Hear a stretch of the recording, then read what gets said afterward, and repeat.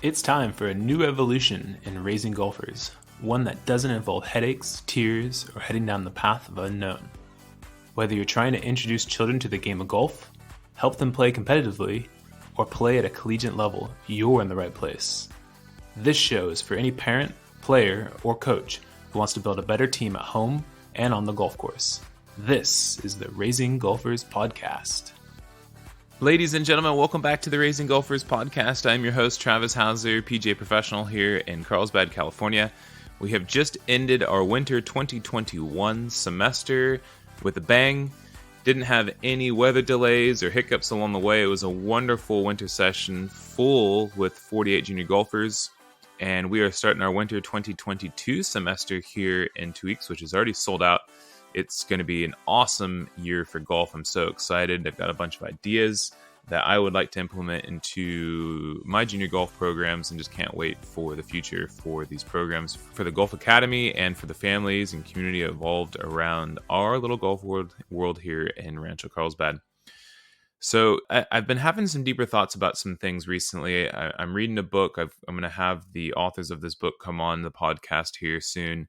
And just trying to help out with all my golfers, not just junior golfers, but also my adults. And so the episode title of this is Perfect is the Enemy of Good.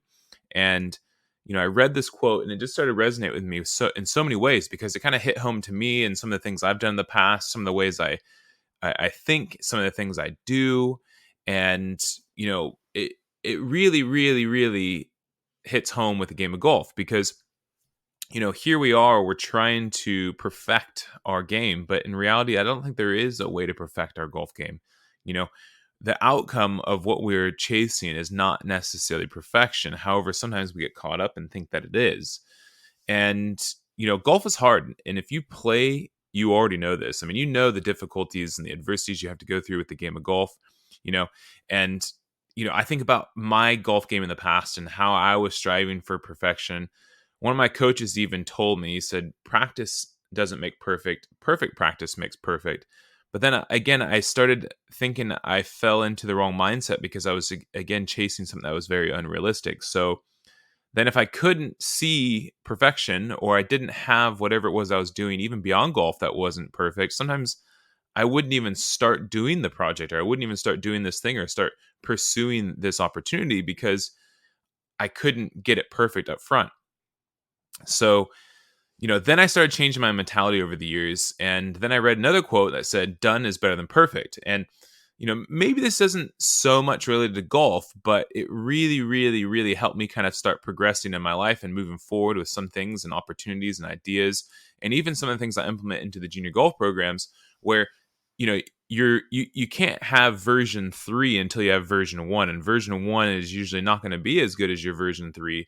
So, just getting out there, just putting it together, just doing it, taking action, I think is so much more important than chasing perfection. Now, if you think about this, now stripping back to the game of golf, and again, I used to be guilty of this as a golf coach, but many people wait to go out and play on the golf course. They feel and they're told that they aren't ready to go out and play. And it's almost like they're waiting for the perfect golf swing or the perfect combination of hits where they can hit their driver, their irons, chip, and putt before they can go out on the golf course. But honestly, I think those players are really missing out. I think you just got to get out and just go play on the golf course. And done in this instance would be get on the golf course is way better than perfect. And again, perfect isn't even a realistic option. So we've got to be doing our parts as adults, getting these children out into the golf course and giving them those opportunities. And I think that's going to go a long ways for them. And now let's hear a message from our show sponsor. Hey guys, this last spring I teamed up with Operation 36 here at our facility in Carlsbad, California, and it has completely changed my way of coaching and service to my customers. Operation 36 is a developmental golf program designed to take beginners from playing their first round to being able to shoot par or better for 9 holes. So here's how it works. Participants attend weekly 1-hour classes and work through a 6-level curriculum. They then play in 9-hole events once or twice a month with a common goal to shoot 36 or better from different distances. And using the Operation 36 app, coaches can plan programs, communicate with families, and track students' progress. It's really, really cool. If you're a parent listening, search for a program near you on their website at operation36.golf/juniors And coaches, if you'd like to start a program at your facility, go to the same website, operation36.golf/coaches. Now, if there's any players listening to this podcast episode, you know, again, reality, you're never going to perfect this game. You just won't. And you'll have great shots. You're going to have great rounds of golf, but you're not going to perfect it. So then what is it that you are chasing after? What is the outcome that you want to have? And I think you got to strip it back and think, okay, what is the process I need to get to that outcome? Now, that outcome could be something like, okay, I'd like to play on my high school golf team. Okay, so then you got to strip back. So what do you need to do? What are the steps you need to do forward to get to that outcome?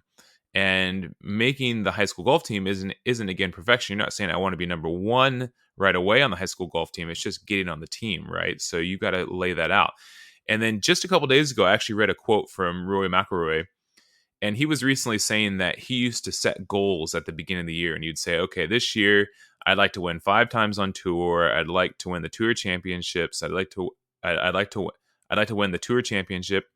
I'd like to win the Masters. And then I think he started realizing that these goals were actually meaningless. So what he said he needed to do was actually kind of like break it down further than that. So for example, he needed to to get there, he needs to improve his strokes gained off the tee. So he's going to have to hit his drives, let's just say X amount of yards further or X amount of fairways more than he used to. He needed to improve. So then that means that he needs to be in the gym, and then he needs to be in the gym X amount of times so that he can improve his health and his strength, so then he can hit the ball further. And then he needs to work on a few things with his ball flight so he can control the ball flight so he can hit more fairways.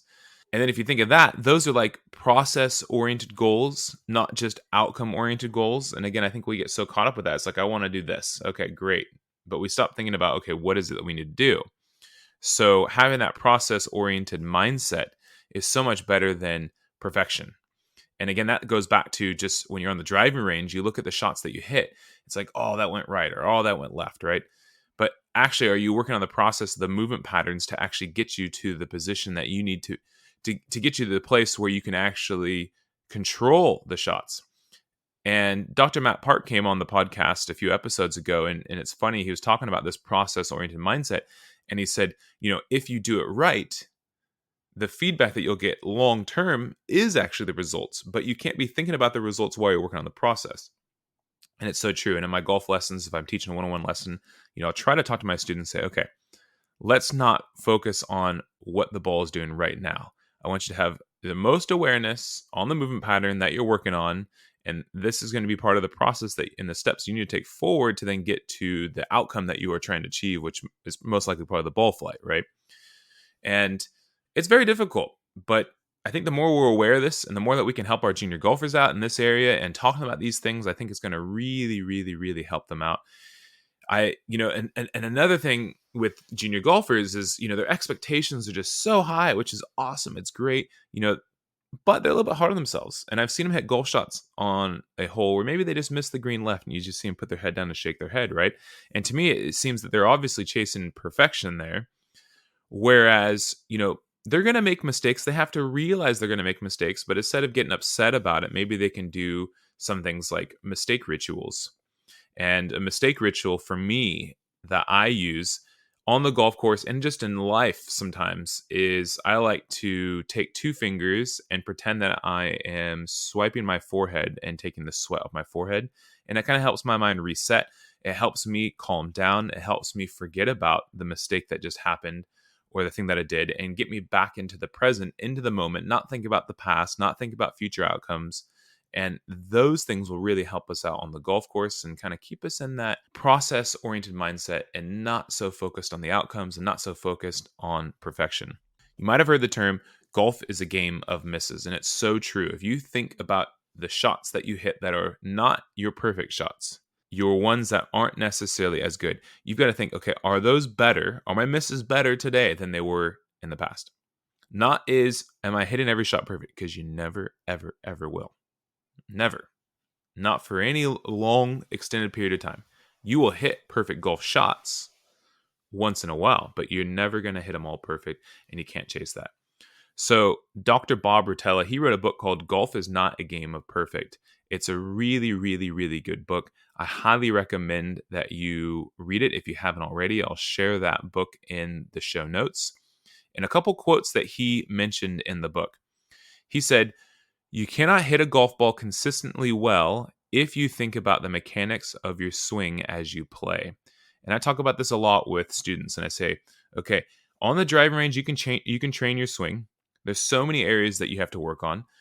But when you get out on the golf course, you have to be a player. You've got to swing the club. So you've got to go through some of the motions. And in Vision 54, Lynn and Pia, they talk about the play box versus the think box, and separating your mindset so that you're not standing over the ball still in your box mindset and having this long checklist of things to do. And Dr. Matt Park, he even said, he used to stand over the ball and his dad would say, okay, keep your head down, right? And as adults, sometimes we might try to remind junior golfers right before they swing, or, hey, don't hit it to the right here. Well, Dr. Matt Park said, what if I tell you don't think about a blue elephant? And it's like, the last thing you hear is actually what you're thinking about. So by the time you get in that play box, you've got to be able to train yourself to have your mind clear. You've got to be able to swing the club. You can work on some human skills like Lynn and Pia talk about, such as your balance, your tension, your tempo, maybe a feel thing, but certainly we've got to stay away from a checklist that's going to quote unquote help us with a perfect golf swing. Here's another quote from Dr. Bob Rotella in Golf is Not a Game of Perfect. Golfing potential depends primarily on a player's attitude, on how well he or she plays with the wedges and the putter, and on how well he or she thinks. And I think it's so true. It's just that positive mindset. Again, getting the idea of perfection is not what we're after. Perfection is the enemy of good. Good is already great in the game of golf. And I think if we can help train them get their mindset in the right place, we're really, really, really going to help these junior golfers out. And then the last quote from Dr. Bob Rotella in Golf is Not a Game of Perfect. A golfer has to learn to enjoy the process of striving to improve. That process, not the end result, enriches life. And I think it's so true. I think it's a great way to end this episode and talking about that chase for perfection. We have to understand that even if we help our junior golfers feel like they are making perfect golf swings, or they feel like they're doing the perfect thing, it might work out for them in the short term, but at some point it's going to catch up to them, and at some point it's going to hit them hard. And I think we need to make sure that they avoid that moment, because ultimately my goal is that I can play golf with my children for the rest of my life. I hope that you have somewhat of a similar outlook for your children in junior golf so that we can keep them in this game for a lifetime. And I think the more we can help them enjoy it, work on the process, and stay away from the idea of perfection, the better chance we have of being able to play golf with our children for the rest of our lives. I'd love to hear your feedback about this episode, maybe some experiences that you've been through. Shoot me a message, and look forward to having you all here back on the podcast next week.